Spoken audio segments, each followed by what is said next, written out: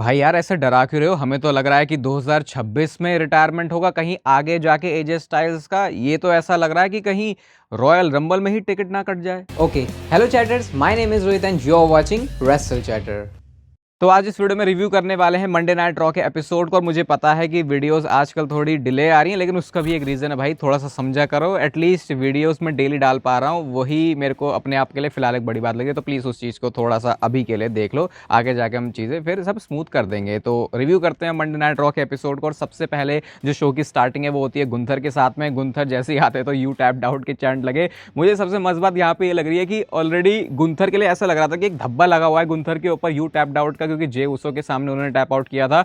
अब जिस तरीके से उन्होंने एजे स्टाइल्स के सामने भी टैप आउट कर दिया है, ये थोड़ा बेटर ही लग रहा है। क्योंकि अब हमेशा उस कॉन्टेक्स्ट में नहीं सोचेंगे कि जे उसो ने टैप आउट करवाया गुंथर को, हम ये भी सोच सकते हैं कि भाई एजे स्टाइल्स के बारे में भी चैंट हो सकते हैं। अब इसके बाद उनको बूस्ट बहुत ज्यादा मिलती है। यार क्या एपिक, मेरे पास वर्ड्स कम है गुंथर के इस हील वर्क के लिए, जो वो काम कर पा रहे हैं भाई। जैसा सही आजकल के टाइम में ऐसे कैरेक्टर्स बना पाना जिसको सही में तुम नफरत करो, वो मुश्किल हो। मतलब लिटरली सही में तो कोई नहीं कर रहा, लेकिन वो सही में के सबसे क्लोज अगर कोई नफरत पा रहा है इस समय, तो वो नाम गुंथर का है। बहुत ज़्यादा उनके लाउड बूस्ट, एक तो इंटरनेशनल क्राउड है तो वैसे ही बहुत ज़्यादा ये हॉट रहता है। तो आके रिंग में वो यही बोलते हैं कि एजे स्टाइल्स कितना स्टूपिड आदमी है ना, वो ये बात भूल गया कि वो गुंथर मेरे सामने मैच कर रहा है, जिसने इतनी बार इतना लंबा वो इंटर कॉन्टिनेंटल चैंपियन रहा है, 2 बार वर्ल्ड हैवीवेट चैंपियन बन गया, उसने जॉन सीना को टैप आउट करवाया, मैंने गोल्डबर्ग को रिटायर किया। अपनी तारीफें वो कर रहे होते हैं और सीधा बोलते हैं कि अब मेरे को इन सारे चक्करों में नहीं पड़ना, अब मैं सीधा जा रहा हूँ वर्ल्ड हैवीवेट चैंपियनशिप के लिए, फिर से वर्ल्ड डब्ल्यूडब्ल्यू के वर्ल्ड टाइटल और इसके लिए मैं रॉयल रंबल में एंट्री मानूंगा। ऐसे ही बोलने के बाद फिर एजे स्टाइल्स की एंट्री होती है और कहते हैं कि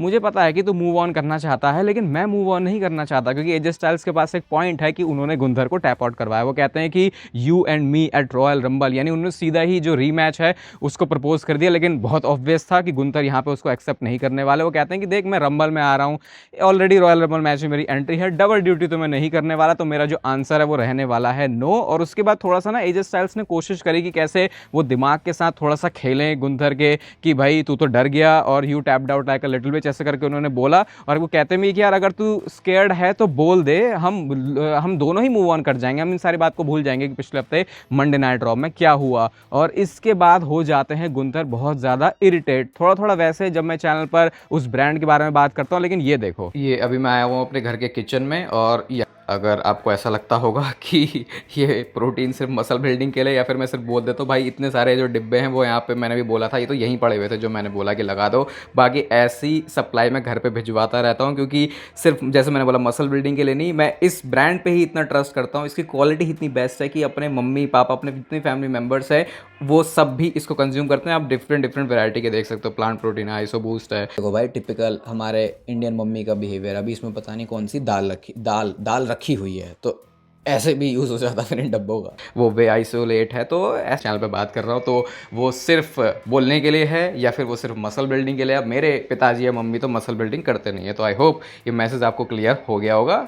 समझ गए। अभी मैं घर आया था तो मुझे लगा ये बेस्ट मौका है आपको इसको बिल्कुल ट्रांसपेरेंसी के साथ बताने का। तो ना सिर्फ मसल बिल्डिंग में बल्कि ओवरऑल आपकी लाइफ की क्वालिटी के लिए भी प्रोटीन इंटेक बहुत ज़्यादा ज़रूरी है। इसलिए सिर्फ मैं नहीं, अपने फैमिली मेम्बर्स सबके लिए प्रोटीन स्कूप का एक प्रोटीन का स्कूप रहता है। क्योंकि जो इंडियन हमारी डाइट होती है दाल चावल, उसमें भाई आप कितना ही घुसेड़ लो, कितना ही पनीर डालो, स्पेशली वेजिटेरियन हो तो फिर वो प्रॉब्लम हो जाती है। तो मैं जो चीज़ कंज्यूम करता हूँ वही आपको बताता हूँ। घर आया तो मैंने सोचा इससे बेस्ट और कोई चीज़ मैं कर नहीं सकता। तो नेचुरलिटीन का लिंक और डिस्क्रिप्शन आपको पिन कमेंट में मिल जाएगा। आर पंत वाला कोड यूज कर लोगे तो आपको प्यारा सा डिस्काउंट मिल जाएगा। अभी सेगमेंट की बात करते हैं भाई, तो जब गुंथर इरिटेट हो जाते हैं तो वो कहते हैं कि देख, लास्ट वीक मैंने अपने आप को प्रूफ कर दिया है कि मैं तेरे से बेटर हूं और मेरा जो आंसर है वो नो ही रहने वाला है। तो ऐसे फिर गुंथर को लगा कि मतलब एजे स्टाइल्स को लगा कि जैसे दिमाग के साथ खेलेंगे गुंथर के, लेकिन वो चीज़ होती नहीं है। लेकिन फिर उसके बाद गुंथर का दिमाग थोड़ा सा पलटा। वो कहते हैं कि अच्छा तेरे को मैच ही चाहिए ना, तो ठीक है, एक शर्त पे मैच होगा रॉयल रंबल में कि तेरा जो करियर है वो ऑन द लाइन होगा रॉयल रंबल के इस मैच में। यानी कि एजे स्टाइल्स वर्सेस गुंथर का अगर मैच होता है और इसमें एजे स्टाइल्स मैच हार जाते हैं, तो इसका मतलब उनको रॉयल रंबल में ही रिटायरमेंट लेनी पड़ जाएगी। 2026 में भी वैसे एजे स्टाइल्स का आखिरी साल है, लेकिन ये उनको साल के बिल्कुल स्टार्टिंग में ही करना पड़ जाएगा। ये सुनने के बाद एजे स्टाइल्स के भी थोड़े होश ऐसे हो जाते हैं कि भाई ये क्या बात बोल दी उन्होंने। और जाते जाते वो यही बोलते हैं कि तू ये एक्सेप्ट करेगा unless you are like you are little bit scared, वो करके उन्होंने। और लिटिल करके जो उन्होंने बोला ना, वो लिटिल इसलिए बोला क्योंकि वो एजे स्टाइल्स को लिटिल करके ही मॉक कर रहे हैं कि भाई तू छोटा है, ऐसे करके। वो पता नहीं क्या गुंथर इस चीज़ से साबित करना चाह रहे हैं। एजे स्टाइल्स स्टाइल्स भी मतलब अब इस पॉइंट पे हो गया कि ओके अब एजे स्टाइल्स क्या करने वाला है। और भाई क्या मस्त स्टोरी टेलिंग है, इसकी जितनी तारीफें करूं मुझे तो वो कम लगती है। मैंने इस ओपनिंग सेगमेंट को बहुत ज़्यादा एंजॉय किया। इसके बाद अब और हाँ ये भी बता दिया था गुंतर ने कि आज रात तक तुझे बता देना, मतलब शो खत्म होने से पहले, कि तेरा जो डिसीजन है वो क्या रहने वाला है। इसके बाद शो पर नेक्स्ट मैच आता है बेकी लिंच वर्सेस मैक्सिन के बीच में, और ये था विमेंस इंटरकॉन्टिनेंटल चैंपियनशिप के लिए। बेकी लिंच अपने घर में लड़ रही हैं तो उनको वो जो क्राउड का रिएक्शन है वो भी अच्छा मिलता है। बहुत ज़्यादा ऐसा नहीं बोल सकते बेकी लिंच ने उस रिएक्शन को लिया भी, क्योंकि उनका जो कैरेक्टर है शायद वो उसके लिए और ज़्यादा सीरियस है। नटालिया रिंग साइड पर होती है और सबसे बड़ा स्कैम यहाँ पे नटालिया ने ही किया है मैक्सिन के साथ में, क्योंकि जब ऐसा लगा कि शायद मैक्सिन ये वाला मैच जीत सकती है उस टाइम पे बेकी लिंच का जो लेग है उसको पकड़ के उन्होंने रोप पे लगा दिया और इसकी वजह से फिर मैन हैंडल स्लैम बाद में लगा दिया। बेकी लिंच ने और चैंपियनशिप को रिटेन कर लिया और मैच के बाद नटालिया ने बुरी तरीके से फोड़ा भी है मैक्सिन को। तो आई थिंक अब यहाँ पे मैक्सिन और नटालिया की फ्यूड होने वाली है, और नटालिया जितनी वेटरन रही है मुझे लगता है इससे बहुत फ़ायदा होगा मैक्सिन को, और एक नई स्टोरी लाइन में वो आएंगे। मैक्सिन की स्टोरी लाइन यार बड़ी इंटरेस्टिंग चल रही है, पता नहीं विमेंस डिवीजन में WWE कुछ ऐसा अलग कम ही कर पाती है, स्पेशली तब जब कोई सुपरस्टार ऑलरेडी बहुत ज़्यादा पॉपुलर नहीं है, और अभी अभी रिसेंटली पॉपुलैरिटी गेन करी है मैक्सिन ने, तो उस चीज़ के लिए WWE को देखो अप्रिशिएट तो करना पड़ेगा। और यहाँ पे फिलहाल जो चैंपियनशिप है वो रिटेन हो जाती है। अब इसके बाद बैक स्टेज सेगमेंट होता है एडम पियर्स और एजे स्टाइल्स का, और वो कहते हैं कि देख अगर गुंथर ने चैलेंज कर भी दिया ना तो ऐसा ज़रूरी नहीं है कि इस चैलेंज को तुम एक्सेप्ट करो, तुम इसे मना भी कर सकते हो। तो वो कहते हैं कि मैं अपनी वाइफ से बात करता हूँ और उसके बाद देखते हैं हम किस निष्कर्ष के ऊपर पहुँचते हैं। और ये भी अच्छा लगा देख के कि कैसे स्टोरी लाइन को बिल्कुल रियल फील करवाने की कोशिश करी जा रही है, क्योंकि जब बंदे के करियर की बात आ रही है तो यानी कि वो उसके करियर का डिसीजन है, उसके फ्यूचर का डिसीजन है, और अपने लाइफ पार्टनर को उसमें इन्वॉल्व करना एजे स्टाइल्स ने जरूरी समझा। तो वो बताता है कि कोई स्टोरी लाइन क्यों आप बिलीवेबल मानोगे। और उसके बाद सीधा ट्रांजिशन होता है पॉल हेमन की तरफ। पॉल हेमन आते हैं और एडम पियर्स वहाँ पे स्माइल कर रहे होते हैं। पॉल हेमन कहते हैं कैसा है, वो कहता है हाँ मैं तो बढ़िया हूँ, क्योंकि लास्ट वीक इनकी बहुत नोकझोंक हुई थी, वो सस्पेंशन की वजह से पॉल हेमन भी डरा रहे थे कि भैया मैं तुझे भी सस्पेंड करवा दूंगा। पॉल हेमन कहते हैं सही में तू खुश है, तो फिर उस पर आगे फिर वो ये बोलते हैं कि यस ब्रॉन ब्रेकर सस्पेंड है तो सब कुछ बढ़िया ही है। तो वो कहते हैं कि भाई एडम पियर्स पूछते हैं कि भाई क्या चाहिए तुम्हें। पॉल हेमन कहते हैं मुझे तो बहुत कुछ चाहिए। और आज ये पता चला कि जो 6 मैन टैग टीम मैच होने वाला है विजन का, वहां पर रिंग साइड पर पॉल हेमन के साथ साथ एडम पियर्स भी होंगे। इसके बाद एक ऐसी स्माइल दी ना पॉल हेमन ने, जो कि ये बता रहा था कि कुछ तो एडम पियर्स के साथ शायद रिंग साइड पर कांड कर सकते हैं, क्योंकि भाई बहुत बलशाली भुजाओं वाले लोग हैं विजन के पास में, पॉल हेमन के पास में, और एडम पियर्स अकेले पड़ सकते हैं। लेकिन भाई बंदा जनरल मैनेजर है तो वो कुछ भी कर सकता है। और इसके बाद 6 मैन टैग टीम मैच आ जाता है, जो कि पेंटा, ड्रैगन ली और Rey Mysterio versus Logan Paul, Austin Theory and Bronson Reed के बीच में था। रिंग साइड पे यहाँ पे बैठे हुए थे मस्त एडम पियर्स, और उनके साथ में पॉल हेमन भी देख रहे थे भाई ये बंदा यहाँ पे क्या कर रहा है। वो मूव मुझे बड़ा सही लगा, जो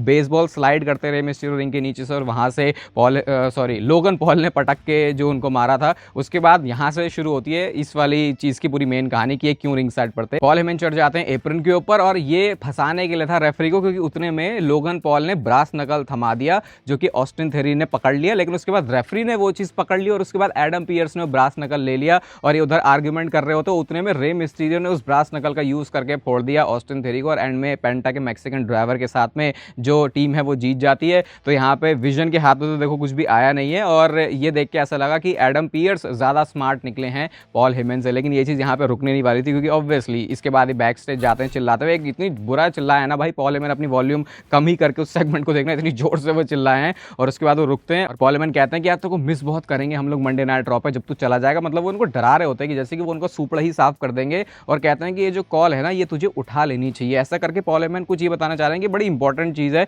और उसको तुम मिस मत करना। और उसके बाद पॉल हेमन वहां से चले जाते हैं। एडम पियर्स ने वाली फोन कॉल उठाई, लेकिन उसके बाद हुआ क्या वो हमको बताया नहीं, क्योंकि ट्रांजिशन हो जाता है। बट नेक्स्ट इसके बाद एक सेगमेंट आता है, उसके बारे में बात करेंगे। बट उससे पहले ईओ स्काई एंड रिया रिप्ली होती हैं, वो बताते हैं कि हमने कैसे ये टाइटल जीत लिए हैं, अब ऐसे में हम इसको डिफेंड करने वाले हैं। और वो अपनी royal rumble women's royal rumble में जो एंट्री है उसको भी अनाउंस कर देते हैं। उसके बाद लिव मॉर्गन रॉक्सेन निकल के आती हैं, और ईओ स्काई को डराने की कोशिश की जाती है कि कैसे रिया रिप्ली तो बहुत सेल्फिश है, इसके चक्कर में तो ना ही पड़े तो सही रहेगा। और इन दोनों ने भी अपनी जो एंट्री है उसको विमेंस रॉयल रंबल के लिए अनाउंस कर लिया। उसके बाद रिया रिप्ली कुछ बोलने जाते हैं, लेकिन रकेल रोड्रिगेज ने आगे उनके ऊपर अटैक किया, फाइट बैक करने की उन्होंने कोशिश करी, लेकिन एंड में जो जजमेंट डे है उन्होंने ही स्टैंड टॉल किया है। रकेल रोड्रिगेज को मुझे देख के ऐसा लग रहा है कि आने वाले 6 महीनों में WWE बहुत ही सीरियस वे में पुश करने वाली है, और शायद वो स्टैंड आउट कर सकती हैं इस पूरे जजमेंट डे में, अगर ऐसी सिमिलर बुकिंग उनको आने वाले टाइम में भी मिलती है। इसके बाद शो पर एक नेक्स्ट मैच आता है जिवॉन वर्सेस एल ग्रांडे अमेरिकानो के बीच में, और इस मैच में कुछ तो एक स्केयर हुआ है जिवॉन के साथ, उनको कंकशन हुआ या उनके शोल्डर में कुछ प्रॉब्लम हुई है कि ये मैच आगे कंटिन्यू नहीं रह पाया। और भाई जुवॉन जैसे बंदे के लिए जो इतना हाई फ्लाइंग एक्शन करता है, उसके लिए अपनी इस चीज़ को प्रोटेक्ट करके रखना तो बहुत ज़रूरी है, क्योंकि ये बहुत ही कॉन्ट्राडिक्ट करती है आपस में कि अगर आप एक हाई फ्लायर और उसके साथ अगर आप इंजर्ड हो जाते हो तो भाई WWE उसको बहुत सीरियसली लेती है कि क्या इस बंदे में हम इन्वेस्ट करें भी या फिर नहीं। तो जुवॉन के साथ होपफुली चीज़ें सही हो। इंजरी तो ऐसा लग रहा है कि शायद नहीं है उनको देख के, कुछ कंकशन वाली चीज़ भी थी, बट कुछ कह नहीं सकते मेडिकल चीज़ के ऊपर WWE कितना ब्रेक दे दे। होपफुली वो जो है जल्दी से वापस आ जाए, क्योंकि एक हाई फ्लायर के रूप में अपनी बहुत अलग जगह बनाने का मौका है इस समय जुवॉन के पास, जिस तरीके के वो मोमेंटम पर हैं। इसके बाद बैक स्टेज से सेगमेंट आता है AJ Styles and Adam Pearce का, और आके एजे स्टाइल्स ने बताया कि मेरी वाइफ ने भी वही बोला जो कि मैं सोच रहा था, और वो है कि हमें तोड़ने हैं गुंथर के पिछवाड़े। और इसके बाद जो मैच है रॉयल रंबल के लिए वो ऑफिशियल हो चुका है, गुंथर वर्सेस एजे स्टाइल्स के बीच में, जहां पे एजे स्टाइल्स ने अपने करियर को ऑन द लाइन रखा है। भाई ये स्टोरी आउट ऑफ नोवेयर मुझे लगता है मंडे नाइट रॉ की मेन स्टोरी बनने वाली, क्योंकि यहाँ पे किसी इंसान के पूरे करियर की ही बात हो रही है, और वो बंदा एजे स्टाइल्स है। और स्पेशली तब जब हमको पता है कि एजे स्टाइल्स का आखिरी साल होने वाला है, तो इस मौके पर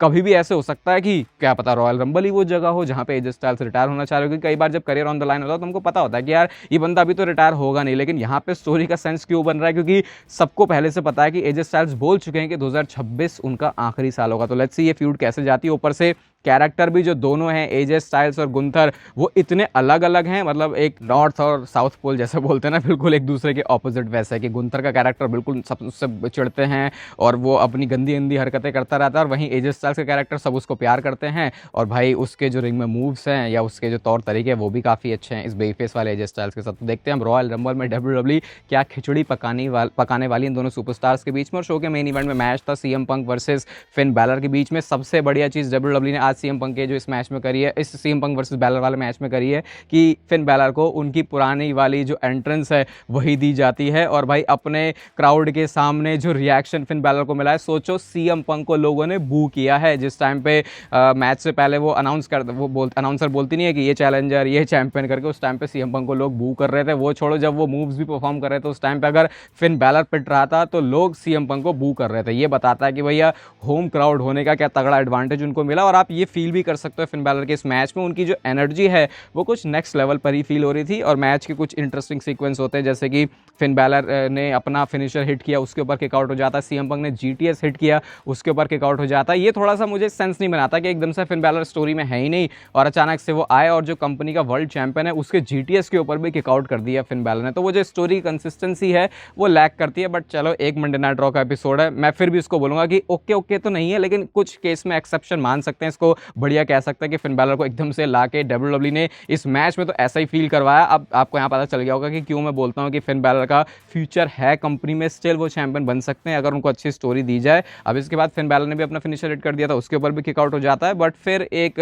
जब जीटीएस और खाया फिन बैलर ने तो उसके ऊपर वो किकआउट नहीं कर पाए हैं और चैंपियनशिप यहाँ पर उन्होंने रिटेन कर ली है। इसके बाद हैंडशेक भी होता है, हग भी होता है, जो अगेन फिन बैलर के जजमेंट डे के कैरेक्टर के तो पूरे अगेंस्ट जाता है, लेकिन वो ये वन ऑफ था तो शायद WWE को लगा कि ऐसा कर देते हैं। विंस मैकमैन के ज़माने में ऐसा कभी भी नहीं होता। मैं बोल सकता हूँ कि आज भी शो पर एक बहुत ज़्यादा वाव वाली चीज़ तो मिसिंग थी, लेकिन फिर भी बहुत कंसिस्टेंट था। और मैंने क्योंकि गुंथर और एजे स्टाइल्स की जो आज स्टोरी हुई मंडे नाइट रॉ में, इसको बहुत एंजॉय किया, तो इसको मैं रेट करूँगा मंडे नाइट रॉ को 4 स्टार। बाकी नेचुरल टीन का लिंक डिस्क्रिप्शन और पिन कमेंट आपको दोनों में मिल जाएगा। सिर्फ मसल बिल्डिंग के लिए नहीं, ओवरऑल आपकी हेल्थ की क्वालिटी के लिए भी आपका जो प्रोटीन इंटेक है वो उतना होना चाहिए जितना आपको डेली चाहिए। बाकी इस वीडियो को यहाँ तक देख रहे हो तो इसे लाइक कर देना, चैनल को सब्सक्राइब कर दो ऐसे और मस्त WWE से रिलेटेड कंटेंट के लिए। बाकी तब तक फिर लेते रहो जिंदगी के मजे।